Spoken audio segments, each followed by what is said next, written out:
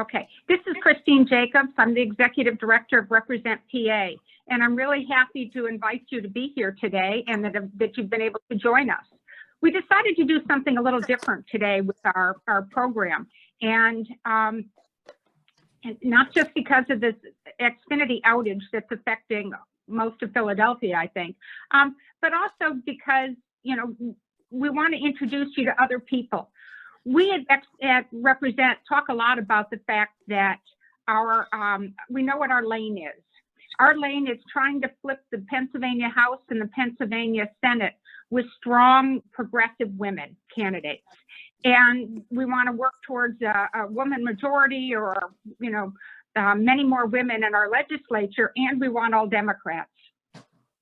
So it's a good system. What we decided to do today is really give you a view of what's going on in Pennsylvania with some other groups. Carrie Santoro is the Executive Director of Pennsylvania Stands Up, is one of these grassroots groups that we talked about that are working in other areas of Pennsylvania and other ways to get people elected. Erin Kramer is the Executive Director and the founder of One PA, and she's been a community organizer since 2013 and has launched One PA in 2016. She also has a community and union organizing experience throughout the state. And Nancy Nguyen is the co-director and co-founder of API Pennsylvania.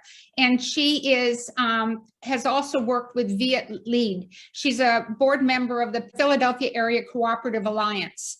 And again, all three of these women are working in areas that Represent is not, but they're partners in the way that they are working with us and parallel to us to try and change the face of Pennsylvania. And so what I've asked each of these leaders to do is give you about 10-minute summary of what they're doing, what they're working on, and how they view Pennsylvania. And I love this theme, for example, of Pennsylvania Stands Up, that they're organizing across race and place to build a Pennsylvania for all of us. And so with that, I give you Carrie. Hi, thank you so much for having me. So my name is Carrie Santoro. I'm the Executive Director of Pennsylvania Stands Up. Just starting out with a little bit of an introduction about me. Organizing for me comes from a deeply personal place. My brothers and I were raised by a single mom. We saw her struggle. We lived through poverty as a kid, and I grew up and lived through poverty as a single working mom myself, really doing whatever I could to make ends meet. And more times than I like to remember, I had more month than money and shopped for groceries in the middle of the night because I was ashamed to use my EBT card. I lived a lot of my life believing the lies that so many of us are told, that we're not valuable, there's no hope, and we're definitely not powerful. And I think, like a lot of us, my path to organizing wasn't necessarily linear. Navigating poverty, losing my home during the 2008 financial crisis, and losing access to healthcare before the ACA, through all of that, also wrestling with the things that I learned being raised in a conservative working class family in rural Pennsylvania, and slowly undoing the lies that have been sold, and a lot of us have been sold, about racism and capitalism. I really most concretely started doing this type of work when my son came out as transgender about 7 years ago. And honestly, I started doing it from a place of anger. I'm angry at the systems that abuse us and use us to harm each other. I'm angry at the people in power who write and then exploit the rules at the expense of the rest of us. I also know that anger isn't sustainable. So really what keeps me doing this work is love, love of my children, love of my family, my community, and really a vision of what's possible. So Pennsylvania Stands Up is made up of local chapters across Eastern Pennsylvania. We currently have chapters in Berks, Cumberland, Dauphin, Lackawanna, Lancaster, Lehigh, Luzerne, Northampton, Chester, Philadelphia, and York counties. Our members are in big and small cities, suburbs, and rural townships. We came together in 2019 because we recognized that we really can't change the rules that affect us and our families unless we come together across race and place to change who's making the decisions that impact us. Last year, we moved our base to have more than 400,000 conversations with Pennsylvania voters. We ID'd over 50,000 votes to defeat Donald Trump and elect Joe Biden here in Pennsylvania, a state that he won by just over 80,000 votes. We also elected 3 champions and sent them to our state legislature. We made a lot of noise in the media and online. We've trained dozens of leaders through our various training programs, including our narrative squad, our fellows program, and also a candidate training program for first-time candidates. We also reached out to more than 1 million Pennsylvanians to register them to vote by mail and organized a network of dozens of organizations to protect our democracy last year. In addition to moving mountains electorally, one of the most important things that we're able to do as a statewide organization is comprehensive training and leadership development for our members through statewide initiatives like our narrative squad, where members develop communication skills ranging from social media to drafting values-based messaging to writing LTEs and even pitching stories to their local media. Our fellows program that builds on the fundamentals of organizing, deep canvassing, and leadership development. And also, like I mentioned, our candidate training program for first-time candidates who have been recruited from our own membership, our own base. Our members are then able to take the skills that they've learned in these trainings back to their chapters, their local chapters, apply them to their local and our statewide campaigns that matter to them in a really powerful way. And we're building on all of those programs in 2022. Really ultimately making the changes that our families and our communities deserve require building statewide power through a collective of working people who share in a vision of a Pennsylvania that works for all of us. That vision is what brought us together as PA Stands Up, and that vision really is what makes us so powerful. So we all know here that we have a lot at stake in 2022. Here at PA Stands Up, while our local chapters had some really incredible wins at the municipal level in last week's election, Pennsylvania as a whole suffered some scary losses that don't make me feel great about next year. And I want to be real about what we're up against. You know, frankly, there's a huge right-wing grassroots furor right now in PA. A lot of our chapters are largely on defense. There's also a lot of fatigue among progressive voters and leaders, particularly given people's disappointment with what's happening in Washington, especially after we all worked so hard to give Democrats a majority. Here in Pennsylvania, we know the Republicans control the state house and state senate with comfortable margins. They've certainly demonstrated a willingness to pass extreme bills attacking our reproductive freedom, our right to vote, while also disregarding our health and future in favor of our extraction economy and really giving free rein to polluters in the fossil fuel industry. We all also know we have lax campaign finance laws. We have some of the most gerrymandered districts in the country, an extremist legislature, and a huge portion of the electorate that's really been taken by a coordinated, decades-long disinformation campaign. And this all really leaves us with a hostile terrain to move real change. Pennsylvania and our issues that matter really matter to the entire country, especially with one of the most competitive Senate pickup opportunities in the country next year. So what's at stake in 2022 on the defense at the state level? The only thing standing between us and Texas is our Democratic Governor, Tom Wolf. In addition, to kind of standing between us and our extremist legislature, the loss of Governor Wolf's veto power would enable the state legislature to preempt progressive legislation passed at the local level in cities and municipalities across the state, which is pretty scary. So we absolutely, next year, we have to defend the governor's residence. On the offense, we do have hope in new maps next cycle. Population shifts towards the southeastern section of the state means that there will likely be additional seats in the voter-rich Democratic areas. And unlike 10 years ago, the lines will be drawn by a commission that certainly won't, work hard to gerrymander on behalf of Republican state legislatures for them to keep their power. In the event of a Democratic takeover of the state house, the nucleus of progressive lawmakers elected in the last 3 or 4 cycles will really have tremendous influence to pass laws, including, increasing the minimum wage, securing housing for all. And for Pennsylvania Stands Up, one of the things that we're working towards is reforming the outdated Act 111, which prevents communities from holding police accountable. So our major focus, with all of this in mind, our major focus right now is really on base building and trying to keep people in it for the long haul. Finding some real state legislative champions next year, reinvigorating people around our issue campaigns and ballot initiatives that we're going to be working on next year is going to be key in bigger wins as we head into 2022. At Pennsylvania Stands Up, we're known for our layered approach to base building that utilizes cycle of momentum and structure-based organizing. And heading into next year, we have some obvious ambitions, but overall, our kind of guiding North Star with regard to the state legislature includes two main goals. The first is that we want to elect real champions to our state, to our state legislature who can really advance our vision of change using the platform that comes from elected office. To introduce bills that working people in Pennsylvania can really feel. Right now, our reality is that we are the minority faction in the minority party, and our goal is to be the majority faction in the majority party. Our second goal is really simple. We want to co-govern. We want to build enough power across Pennsylvania to co-govern in a tangible way for working people. Over the course of the next few cycles, we absolutely want to flip the legislature so that Democrats are in control of both chambers. We also want to grow the Progressive Caucus so that our champions can not just put forward game-changing proposals, but work with a majority caucus to make them law. For 2022, we're looking at state house and Senate pickup opportunities in Lehigh, Northampton, Lancaster, Cumberland, Lackawanna, Luzerne, Montgomery, and Berks counties.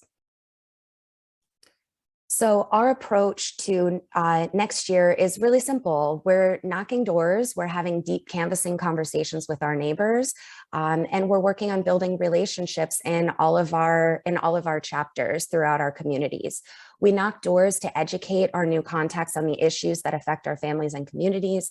We knock doors to organize our new members to take additional leadership roles within our local and statewide campaigns, including developing their own stories, their values-based narrative, and putting their stories at the center of our paid and earned media campaigns.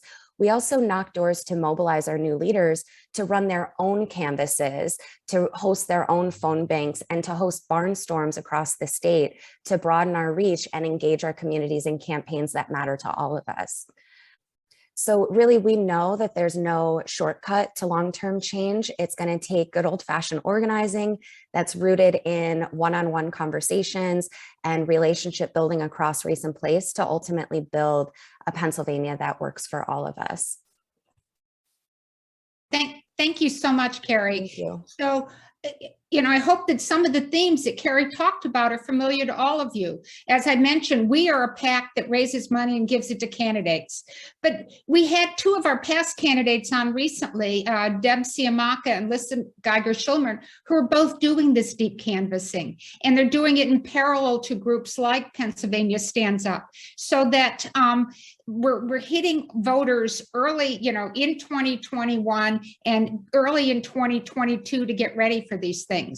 And you can also see that this is when I talk about different lanes and different places people are going, Carrie's talking about a particular lane that they've got that is not represent, but it is powerful and it's going to help us lead to change. And thank you, Carrie. Now we're going to move on to Erin.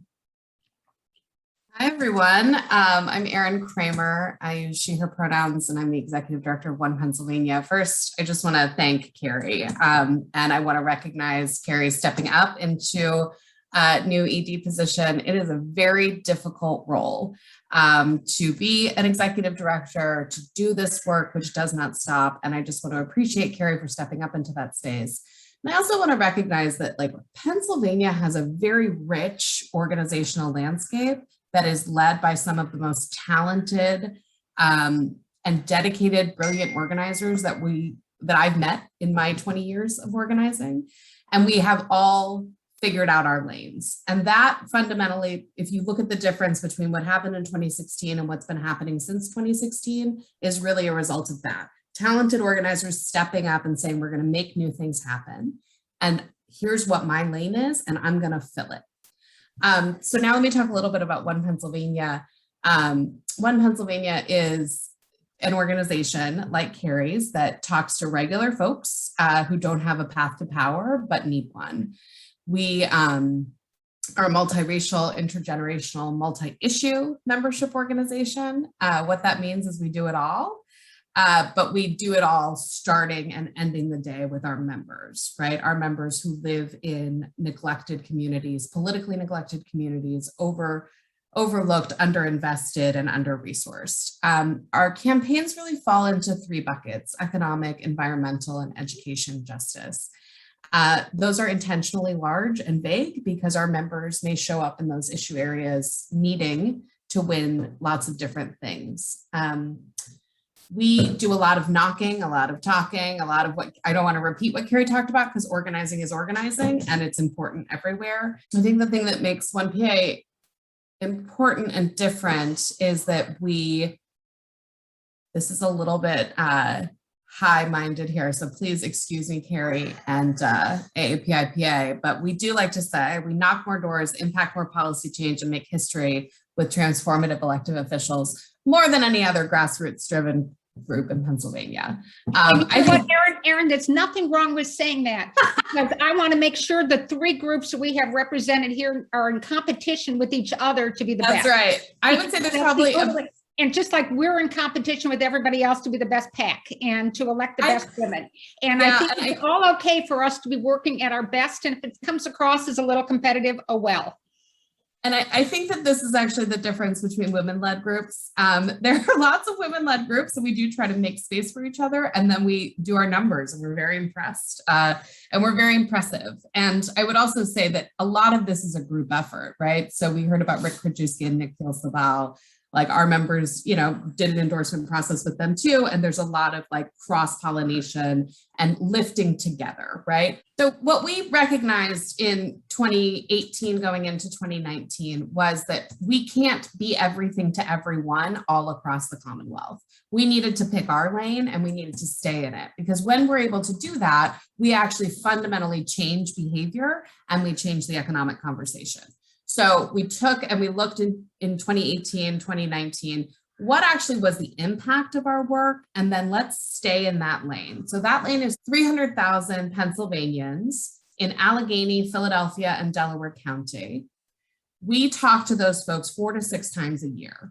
Last year, it was census, voter registration, vote by mail, primary, issue organizing, general election, and then defending the election results. So we go back through that universe 4 to 6 times a year.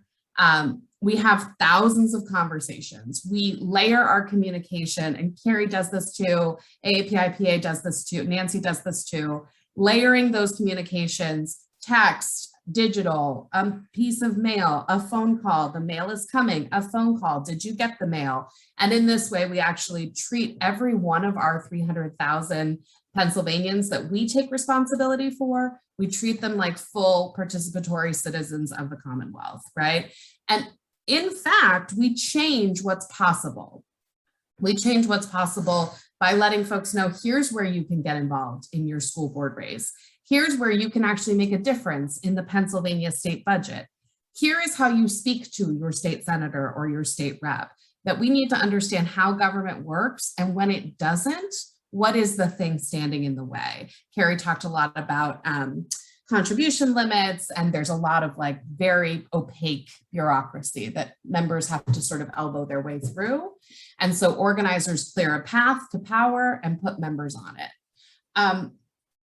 The other thing that I want to say is that often political participation or just participation is not because people are disinterested in the outcome of any name a debate, right? People care about what's happening in their lives. They either don't understand how to affect that change, right? Or they are struggling with their own, right in front of them issues. And so issue campaigns are so important to make sure that folks understand that if you don't have a bus, right, and you can't get your kid to the school, or you can't get to your place of work, or, if you don't have access to healthcare, that like we need to clear a path to solve that problem as well. So when we're doing issue campaigning, we try to meet people where we're at. I'll give one quick example and then we'll move on. We have members who work on education justice, and their students that they're caring for sit at that intersection of race and disability. So students who have some special needs, need individual education plans, and are most likely to be kicked out of their school because of the school to prison pipeline. When we meet those potential members, they are in crisis. There is not a moment when you can knock on someone's door, their kid's about to be expelled and they don't have a childcare plan, that they're going to want to talk to you about their voter registration. That member, that one PA person is in crisis. And so we meet people where they're at. We put them on a path to solve some of those most critical needs, right? We're not a service provider, but we know some.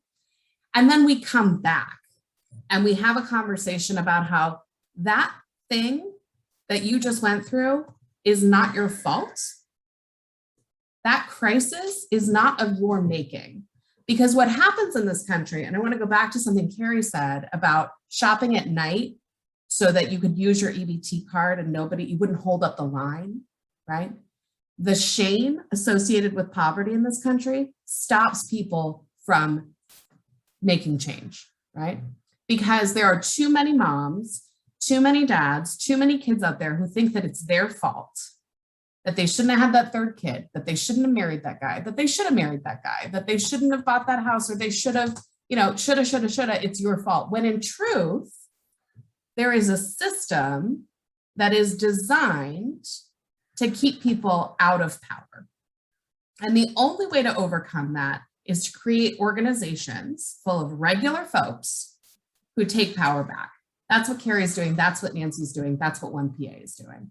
And when we fully occupy our lanes, which are full of regular Pennsylvanians, and we put them on that path to power, we change what's possible.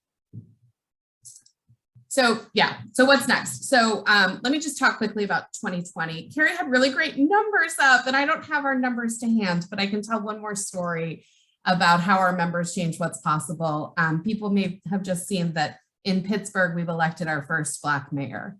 Mayor-elect Ed Gainey, who is state representative. I want to point to the woman on their screen in the black and gold shirt. That's Angel Gober. She's our Western PA director. And in about the end of last year, Angel said, we can't accept the status quo. We can't accept a re-election of the incumbent mayor who's been slipping to the right. And if there was a challenger, do you think our members would be down for that? Because our member political committee makes that endorsement. They decide, they put our organizational weight behind candidates that they believe in and that they believe can win. And our members were thrilled. We were able to endorse Ed Gainey in the primary very early in January. And it was an uphill battle with a lot of folks who thought it was not our business who wins the Democratic primary. And that actually it was just our job to shush and get people over the line in the general, because vote blue no matter who or whatever, right? And we did not accept that. And we actually dug in and built a plan that said, forget what it means to be a likely voter. Who are our voters? Who are Ed Gainey voters? Let's go out there and talk to these folks, whether people think they're going to show up in an off-year primary or not. And turns out that we were able to bump voter participation in same year elections by 5 points, and we beat our own internal poll by 16 points. We won every single swing voter in that race by making sure that young voters, Black voters, new voters, lapsed voters, infrequent voters actually had a conversation about the opportunity. I want to just also give credit to an organization or a bunch of organizations in Allegheny County that were also moving ballot initiatives to ban solitary confinement and to also ban no-knock warrants in the county. That we had a resonance between the candidates and the issue campaigns that were at the top of that ticket. So there are opportunities to organize in 2022, and they are not limited to the Senate and the governor's race. In fact, the Senate and the governor's race will be positive outcomes that show whether or not we're building a movement, and we can't win any other way. So the opportunities to organize come fast and quick. We've got an education lawsuit where parents are actually saying to the state, you're not living up to your requirement to adequately or equitably fund public schools. We've got redistricting and new maps that we're already advocating around, and a lot of the groups that you all know are doing that together at a table. We've got the primary election, which is an opportunity not just to elect the candidates that represent our communities and our values, but also to make sure that as many people as possible are signed up to vote by mail, because we know that you have to do that every year. The Pennsylvania budget is the biggest vehicle for legislation. You have to do it every year, so you can do real things every year, or you can do nothing. So our members do a lot of participation in the budget process. And then of course, the general election will be huge. We, in the last year, decided to bring our core canvas team in-house. We have a core canvas infrastructure of about 10 folks so that we can accordion that out and we don't have to vend our canvas. So those 300,000 Pennsylvanians, they need to hear from us, not just in the last 3 weeks of the electoral cycle, but 4 to 6 weeks all year long.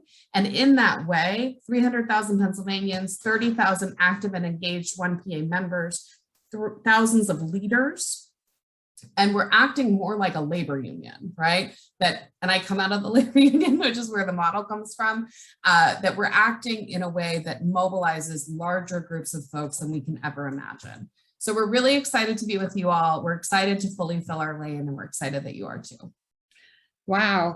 Thank you, Erin. You know, you've both had me in tears, and both in a very positive way, because it's nice to know that the energy is out there, and that, you know, again, we all have different lanes. We all have things we can do. And we're so blessed in Pennsylvania to have groups like yours. And now Nancy. And Nancy, please tell us what's going on in your world. Hi, everybody. So my name is Nancy. I go by she, her. I'm the co-director of AAPIPA. Thanks for all the love. A little bit about AAPIPA. I inspired a little bit by Carrie. I do want to say a little bit about myself. I'm originally from Houston, Texas. My parents are refugees from the Vietnam War. I came to Philadelphia about 12 years ago and have been organizing in the Vietnamese and Southeast Asian community in both Philly and in South Jersey for approximately that amount of time. I've been doing electoral organizing since around 2012.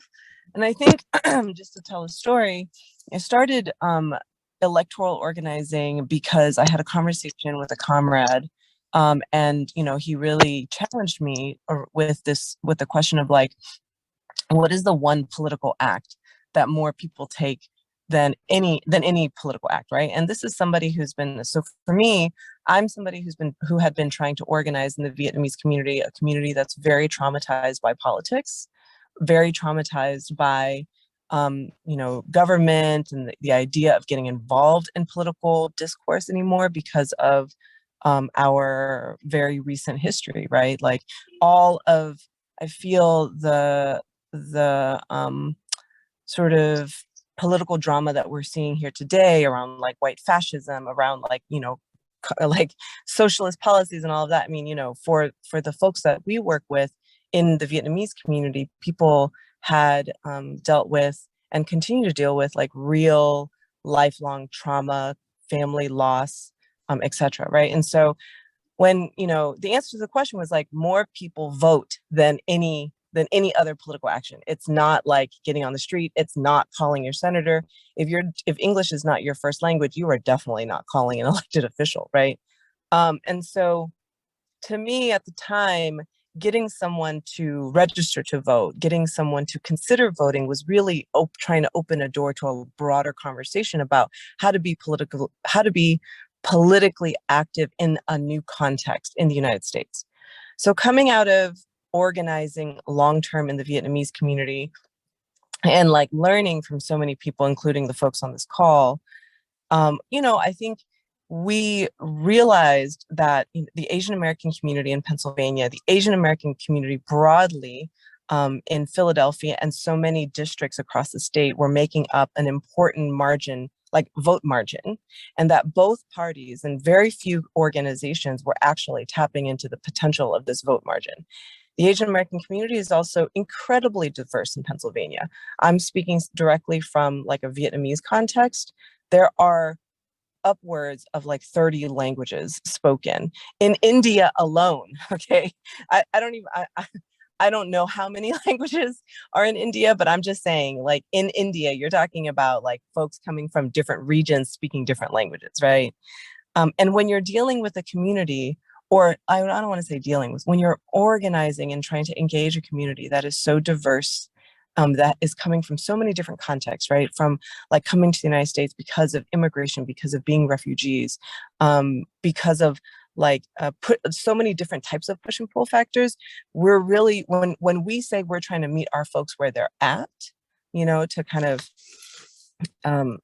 speak to like a very familiar organizing adage, it takes a different type of work, right? Because it's like we have to engage folks coming from a litany of different contexts, languages, class too, right?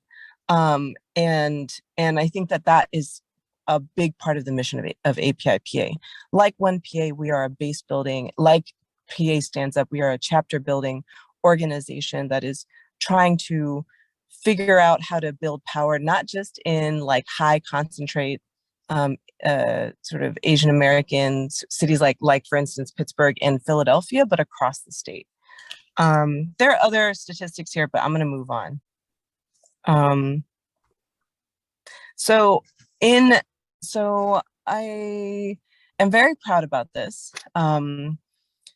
Different Asian organizations who had been working deeply in Asian community, primarily Viet Lead and Asian Americans United, came together in 2018 to create a strategy and a plan to build an organization, a C4 organization that would be able to do the things that we wanted to do statewide. We stood up APIPA in June of 2020, right? So just want to name again, Black Uprising, pandemic, you know, one of the most important elections in our lifetimes. We stood up this organization, and with a lot of love and care from, and community coming from different Asian organizations from across the state, we were able to stand up the largest Asian American program in the history of the United States, actually, in a matter of months. And we were able to, like, you know, I think the numbers are here, but I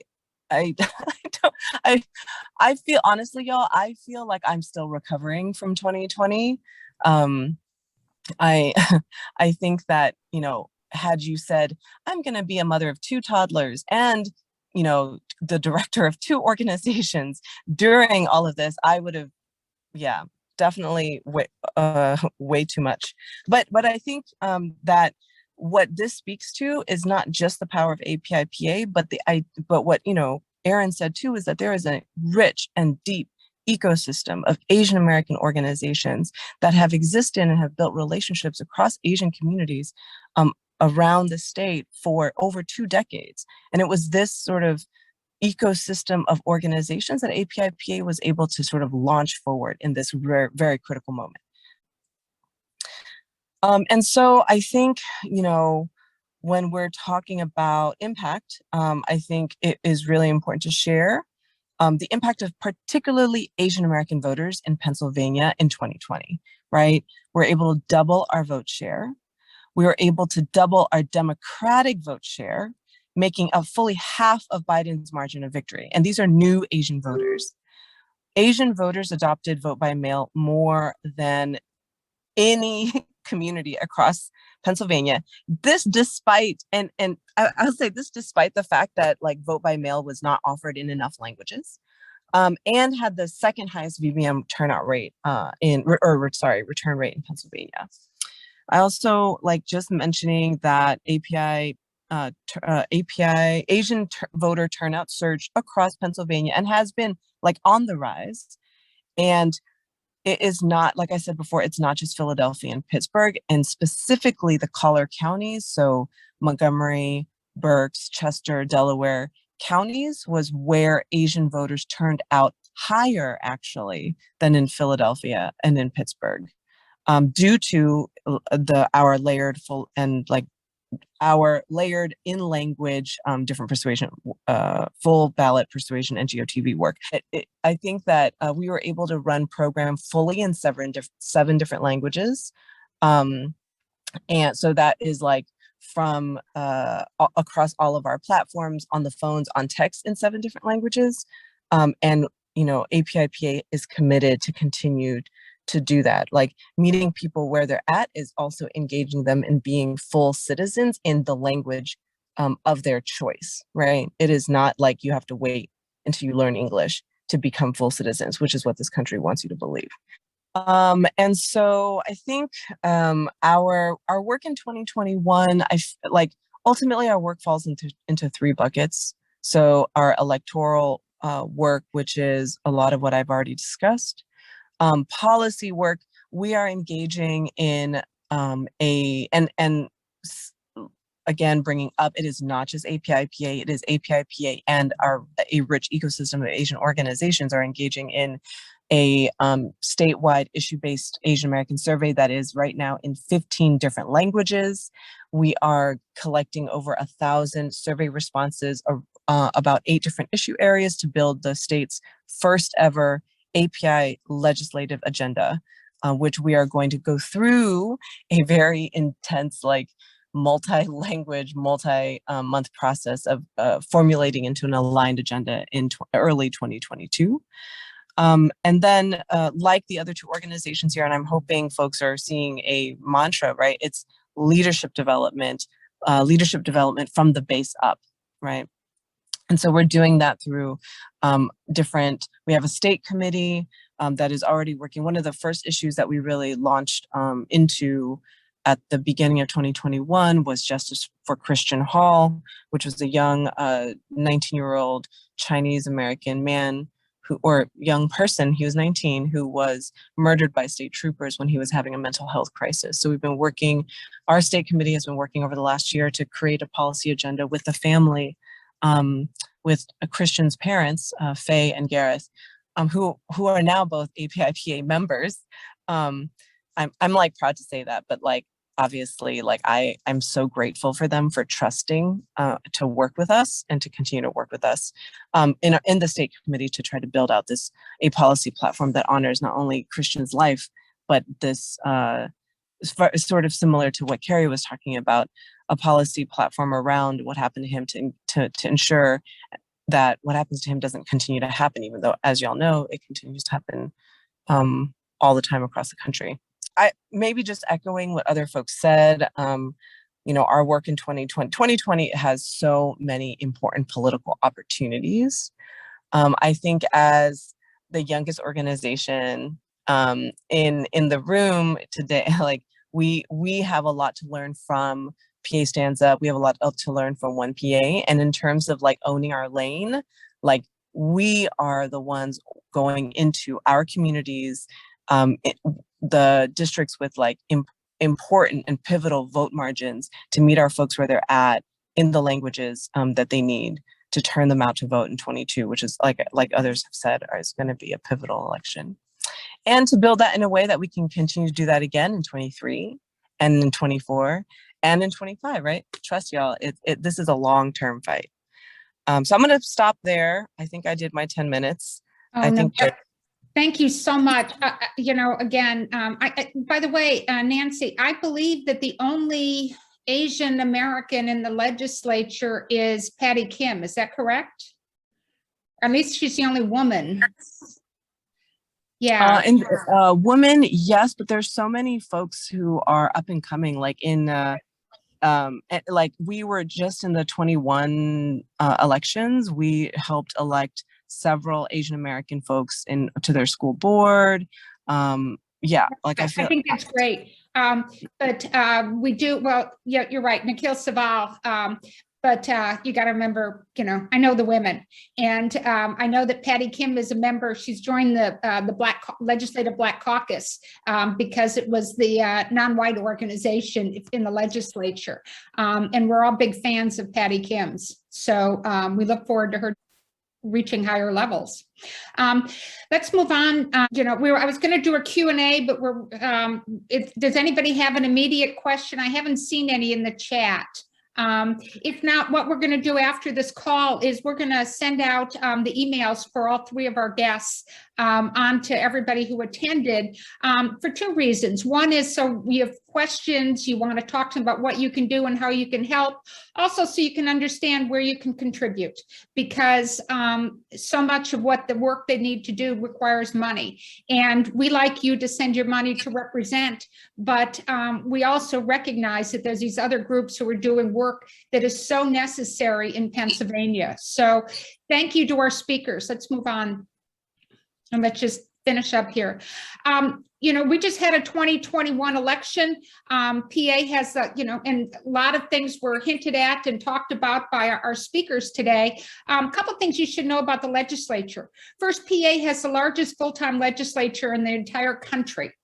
Vermont, well, full-time legislature. Vermont's is larger, but it's part-time community-based work who meet occasionally.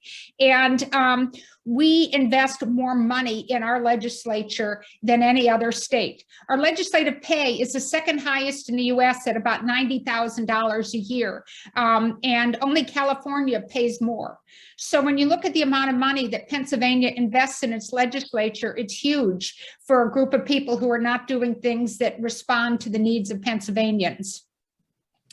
Our current makeup is in the House, there's 90 Dems, post the 2021 election, special elections, there's 90 Dems and 113 Republicans. The Senate is 22 and 28. The whole House is up in 2022. The Senate only half of 25 of the 50 seats are up. We need to flip 12 House seats and 6 Senate seats to obtain the majority. How we're going to do this, so much depends on what the districts look like. And we're still waiting to hear. We're still trying to watching with everybody else to see what happens. Somebody mentioned earlier, because we have a process now in the state where it's the leaders for the Pennsylvania legislative redistricting, it's the Republican and Democratic leaders from both the House and the Senate. So that's 4 people plus the 5th person who was appointed by the Supreme Court, a Democratic leaning Supreme Court. And so we're just hoping that the districts are fair so that we have a fighting chance going into 2022. And by the way, I neglected to mention that after our 3 speakers finished, I want to thank Joanne Whitty. Joanne lives in New York, but she has her heart's in Pennsylvania, and she's been a strong supporter of us for a number of years. And Joanne introduced us to the speakers today. So Joanne, they were wonderful. Thank you for your help. We invest in women running for, as you know, House and Senate seats across PA. We're looking to exceed the amount that we did in 2020.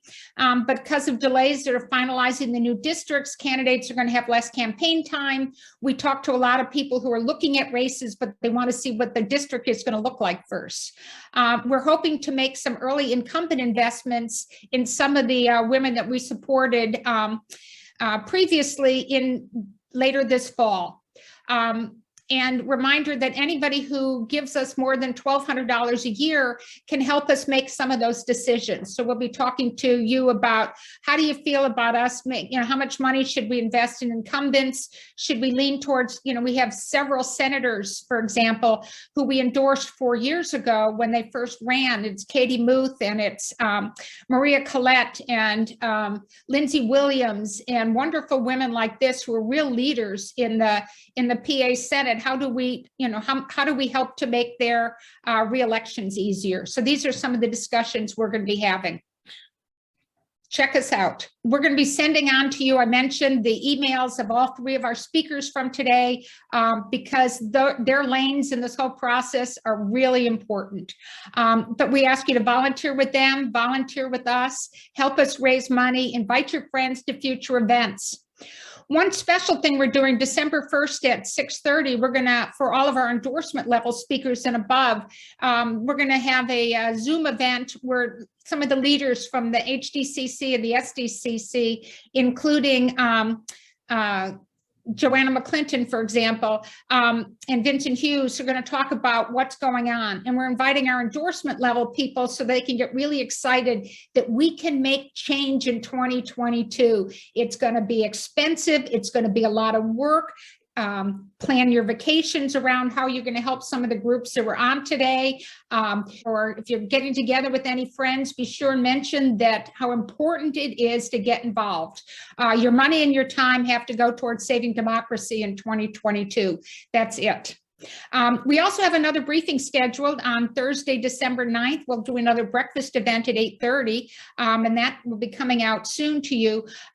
We had 3 of the members who the state legislators who are freshmen, Nancy Genst from the Philadelphia suburbs, Regina Young from Philadelphia, and Jess Benham from Allegheny County. We're going to talk about their experiences as legislative freshmen, their re-election plans. Love to find out from them how awful it is in Harrisburg and how much more they're hoping that they can get into the majority so they can do real work. I was talking to one of our legislators on the phone yesterday, Elizabeth Fiedler from Philadelphia, who's in her 2nd term, and she was on the train heading back to that awful place called Harrisburg because, you know, they do battle, and these are real warriors that we've elected. But the thing that I get back from a number of the women, and I'm sure we'll hear it from Nancy, Regina, and Jess, is that please send us more. And oh, by the way, don't send us wishy-washy Democrats. Find us other strong warriors who can partner with us to really make change. And speaking of warriors, you heard from 3 of them today. And I'm so proud that you were with us. I'm so proud to know you. I'm so proud that you gave your time to us this morning, even from the Dunkin' Donuts parking lot. And it's really important that we all know you. Somebody said, I think it was Erin who said it earlier, it's one of those things that women do. We support each other, we talk to each other, we know who we are, and we're going to get this done together. So thank you all for the call, and we made it at 9:30. So again, thank you everybody for being with us, and sorry for the technical issues earlier.